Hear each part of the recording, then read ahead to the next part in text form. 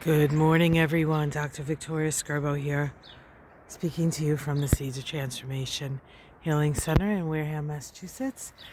Today is Tuesday, November 2nd, and the moon is in Libra. The moon in Libra is actually in the phase of the moon called the dark of the moon.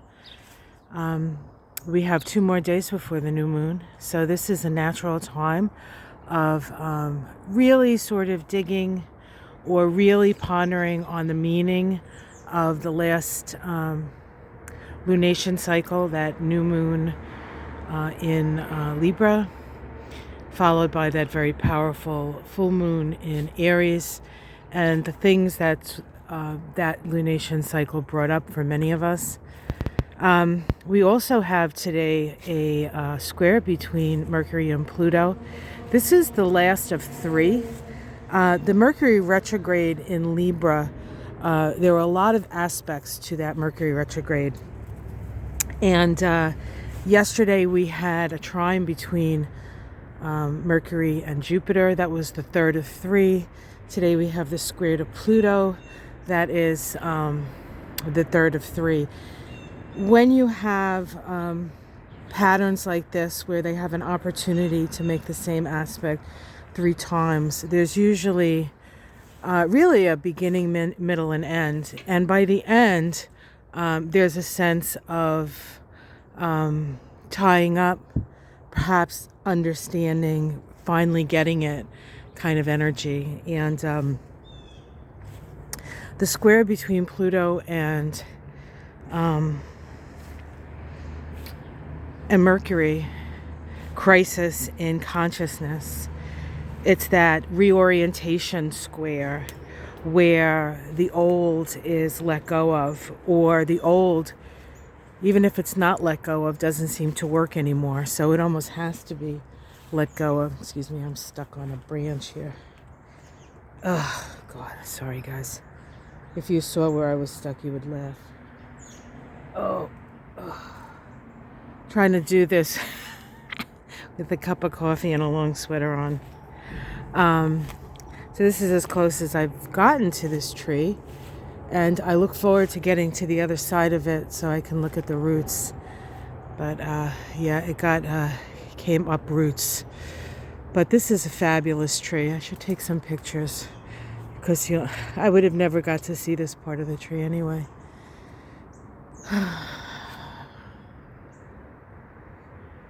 This tree has been here for a long time, long time, and it's a big, heavy tree. When we first got here, it had 3 or 4 things coming off of it, and my husband ended up cutting one of them off so we could have a garden. But that was 17 years ago, and it stood there the whole time we were here, and for years before, I'm sure.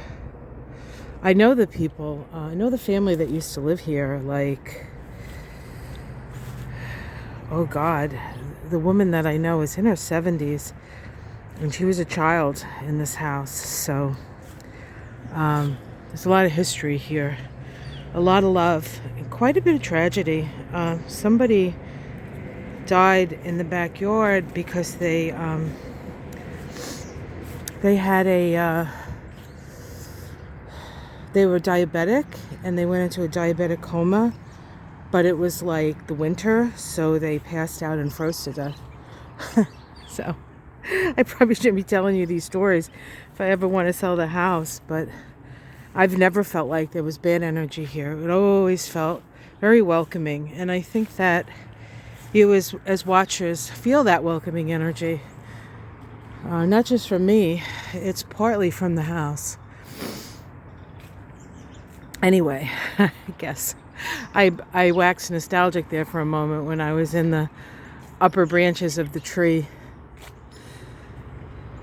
So the information over the last, I would say, month, since the end of September through October, and now as we start November, the information that has come out will be evaluated and will create change and transformation, because November is the month of Scorpio, really. We have the sun in Scorpio. We have Mars in Scorpio. We will soon have Mercury in Scorpio. And it's also an 11 vibration, which is all about light, right? 11, the 11th month. And if we add the 11 to the 5 universal year of 2021, we are in a 16-7 vibration this month, and that is the tower, the lightning struck tower, which is all about illumination. So we can expect a lot of revelations. In fact, when I did my reading with Marianne about the Pluto return and other things, and when I did my reading about my own reading about November, and then the one about November, the card that kept coming up was the High Priestess. And the High Priestess is the uncovering of things we did not know. It is also, it's a 2 vibration, the High Priestess. So it's about cooperation. It's about working together. It's about balance. But it's also on the Tree of Life, located on the path that connects Kether, the first Sephiroth, the Godhead, as it were, to Tiphareth, which is the 6th Sephiroth, which is right in the center of our hearts. And so we will be being informed through that channel. And it's important for us through this process to stay in the present moment, to not get caught up in extremes, to kind of step away from that stuff and just be open to the promptings of spirit and the visions that we get. There are plenty of people out there doing their job, revealing what needs to be revealed. And we need to bear witness to that. And then once we know, we can't unknow. And once we know, we can choose differently. So have yourself a great day. Like, subscribe. Check out my Kabbalah, numerology and Kabbalah of November.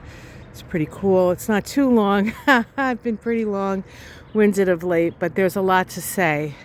A lot of important things, I think, to say at this time. So hopefully you find them helpful for yourself. All right, guys, have yourself a great day.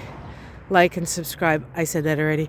Hopefully that mess in the driveway will be out today. Hopefully Michael is up to helping me drag it out. It is, he's been having a shoulder issue. So have I, actually, but his shoulders are way worse than mine because he broke both of them at different times in his life. So that's never good, never good.